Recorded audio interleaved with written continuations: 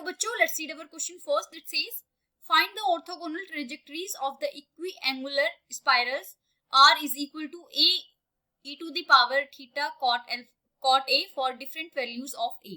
So देखो इस question का की कॉन्सेप्ट देखते हैं. The key concept for this question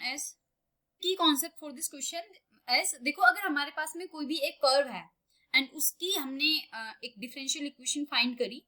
For example, the differential equation comes out as dr divided by d theta is equal to suppose r e to the power theta. कुछ ऐसा आया differential equation.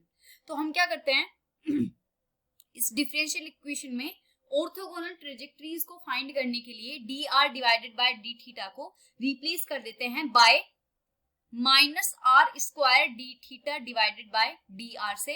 And then हम क्या करते हैं equation को solve करते हैं. जो भी हमारा फाइनल आंसर आता है वो हमारा ऑर्थोगोनल ट्रेजेक्टरी आता है. अब देखो let's come back to our question. हमारे क्वेश्चन में क्या कर दे रखी है, r is equal to a e to the power theta cot a, ये गिवन है. तो हम क्या करेंगे, इसको डिफरेंशिएट करेंगे थीटा के रिस्पेक्ट में. तो ये आ जाएगा d r divided by d theta is equal to a constant है as it is, e to the power theta cot a का डिफरेंशिएशन क्या होगा, e to the power x का as it is e to the power x that is e to the power theta cot a into ऊपर का इसका दोबारा करेंगे तो कॉट a तो कांस्टेंट है एज इट इज बाहर एंड थीटा का कितना आ जाएगा 1. सो ये आ गया कॉट a कॉट a इनटू e to the power theta cot a by d theta. And इसको हम देखो r से डिवाइड करते हैं. Let call this equation number first.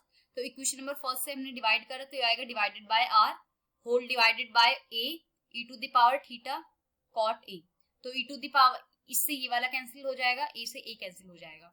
तो ये देखो हमारी इक्वेशन क्या बनेगी, ये बनेगी dr divided by r into d theta is equal to cot a. And this implies हमारी डिफरेंशियल इक्वेशन बन गई dr divided by d theta is equal to r cot a. अब देखो हम की कॉन्सेप्ट का यूज करेंगे और सिंस ये हमारी कर्व की डिफरेंशियल इक्वेशन है तो इसमें dr divided by d theta को रिप्लेस कर देंगे by r minus R square d theta divided by dr. So by replacing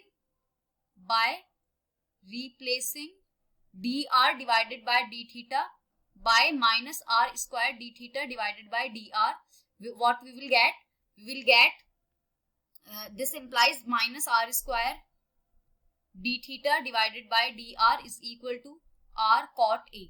तो एक r से एक r कैंसिल आउट हो गया. एंड अब देखो हम वेरिएबल सेपरेट करेंगे तो d theta divided by cot a is equal to dr divided by r and this is minus d theta divided by cot a is equal to dr divided by dr.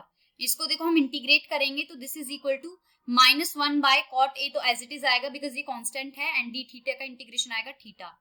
This is equal to 1 bye r का integration is log r plus हम ये indefinite integral है, कोई limit नहीं है तो constant लेंगे हम log c.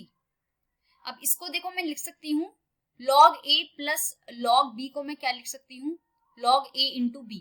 तो मैंने इसे लिख दिया log r into c is equal to minus theta divided by cot a. इसको मैं लिख सकती हूँ minus theta into tan a is equal to log r into c. अब देखो मैं क्या करूंगी, एंटी लॉग लूंगी दोनों साइड तो ये आएगा R C is equal to E to the power minus theta tan a. और अगर मैं r की वैल्यू निकालूं तो ये आ जाएगी 1 divided by c of E to the power minus theta tan a.